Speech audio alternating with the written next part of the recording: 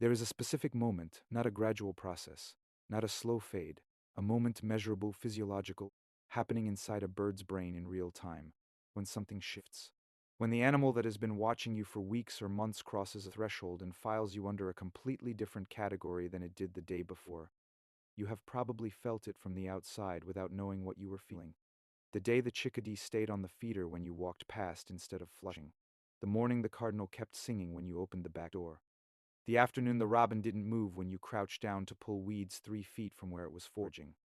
You felt something change, you just didn't know what. What change was chemistry, measurable, specific brain chemistry. And understanding what actually happens inside a bird's brain in that moment changes the way you understand every interaction you have ever had with a wild animal in your bird mind. Subscribe before you leave because today we are going somewhere most people never get to go. Inside the brain of the bird at your feeder in the exact moment it decides you are not a threat.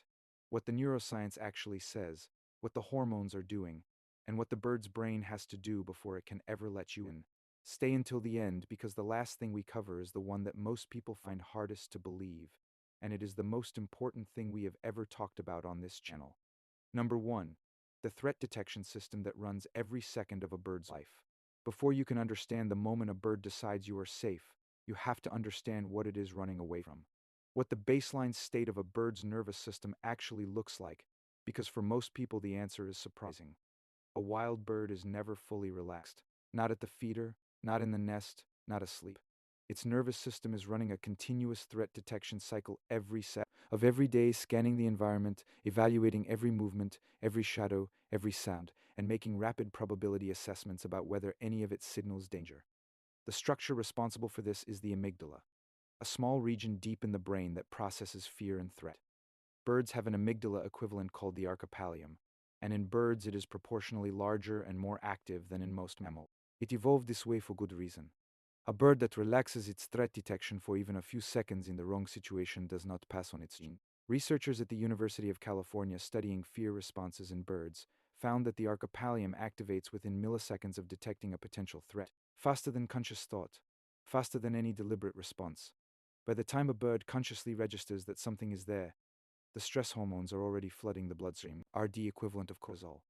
When a threat is detected, corticosterone spikes, heart rate increases, blood is redirected from the digestive system to the muscles. The bird is ready to fly before it has decided to fly. This is the system that every bird in your yard is running every moment it is day. He's eating while simultaneously running a continuous background threat assessment of everything within his visual field. Every time you move, you enter that assessment. Every time you appear at the window, the system reevaluates. Understanding this is not depressing. Because what happens when a bird decides you are safe is the story of what this system learns to do differently, specifically only for you. Number 2, what the brain does with a familiar face. Here's where the neuroscience becomes genuinely extraordinary. The research on individual recognition in birds, most famous, Sly the Crow studies at the University of Washington, but replicated across multiple species, established something that seemed counterintuitive at first. Birds do not just learn that certain situations are safe, they learn that certain individuals are safe. The recognition is face-specific, individual-specific, and stored in long-term memory in a way that persists across months and years. The brain structure responsible for this is analogous to what humans use for facial recognition.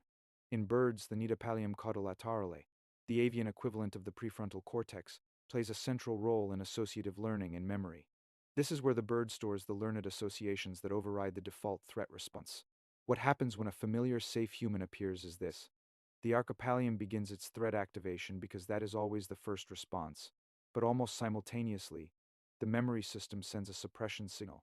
Previous encounters with this individual and match found threat level low. The corticosterone spike is blunted. The heart rate does not climb high. The flight response does not fully engage. This suppression becomes faster and more complete over time. The more encounters a bird has had with a specific person behaving safely, the faster and more completely the memory system overrides the threat response. What looks from the outside like the bird becoming comfortable with you is actually the bird's memory system becoming faster and more confident at suppressing its own alarms. The suppression is not generalized. A cardinal that has learned your face does not suppress its threat response for your neighbor. It does not suppress it for strangers who enter your yard. The suppression is keyed to you, your specific face, your specific movement pattern, your specific behavioral signature. If you change your appearance dramatically, a large hat, an unfamiliar coat, the recognition. Ion can temporarily fail and the bird will treat you like a stranger until the match is reestablished. The moment the bird stays on the feeder when you walk past, that is the moment the suppression became faster than the flight response. It is a neurological threshold crossed in real time, built from every previous encounter you have ever had with that specific bird. Number 3, the role of corticosterone and why stress is the measure of trusters can actually measure how much a bird trusts a specific person, not through behavior alone, through blood chemistry. Studies on wild birds in residential gardens, published in journals including hormones and behaviorally encounter species, dappling corticosterone levels in birds that regularly encounter species exposure to non-threatening humans show measurably lower baseline corticosterone in their bloodstream than birds without that exposure. Consistently, this matters enormously for the bird's well-being. Chronically elevated corticosterone, the kind that comes from living in a constant state of high alert, suppresses the immune system, reduces reproductive success, and shortens lifespan.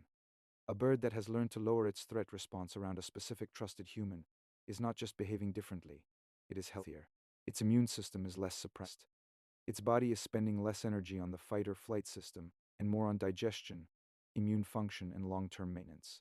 The person who has built trust with the birds in their yard is literally improving those birds' health outcomes, not through the food alone, through the consistent, predictable, non-threatening presence that allows the bird's stress system to operate at a lower baseline.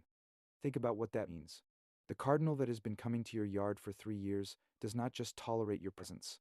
Your presence specifically is associated in its brain with a lower corticosteroid state, with something closer to ease, with a yard where the threat system can run a little more quietly. That is not a metaphor, that is measurable brain chemistry. Number 4, the dopamine signal, why the bird keeps coming back. Trust is built through the suppression of the threat response, but something else is happening alongside that suppression, and it is what makes a bird not just tolerate a person but actively seek out their presence.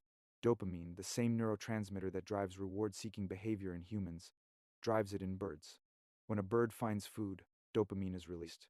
When a bird successfully navigates a social interaction, dopamine is released. When a bird experiences something it has learned to associate with safety and reward, dopamine is released. Over time, the familiar human who provides food, who is predictable, who does not trigger the threat system, that human becomes a dopamine cue.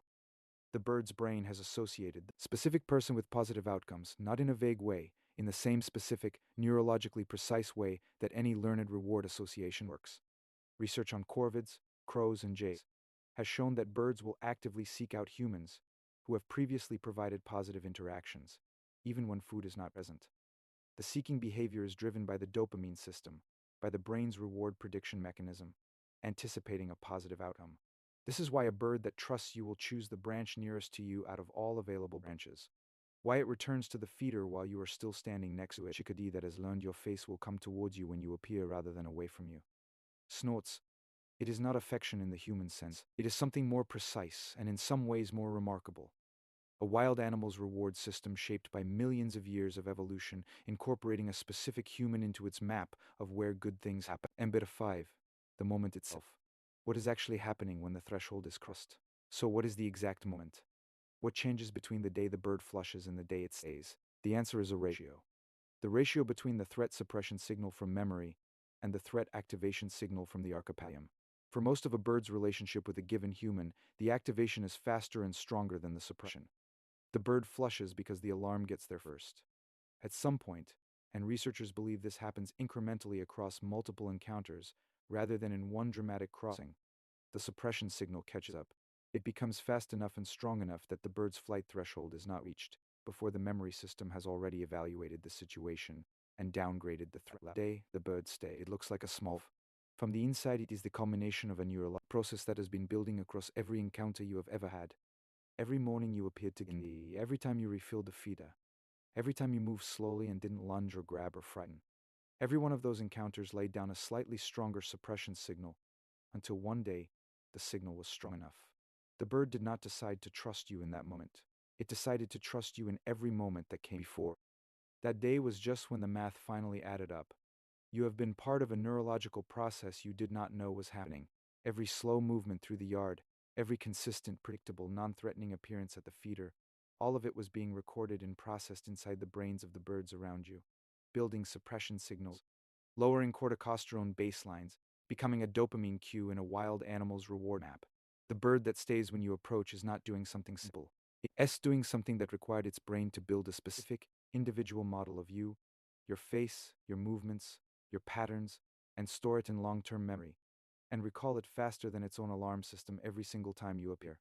That is not a small thing. That is one of the most specific and deliberate forms of trust that exists in the animal kingdom, and it was built one encounter at a time in your yard. Tell me in the comments, what is the moment you remember most clearly? The first time a bird stayed when it used to fly. I want to hear the specific story. I read everyone. These are the ones I carry longest. I'll see you in the next.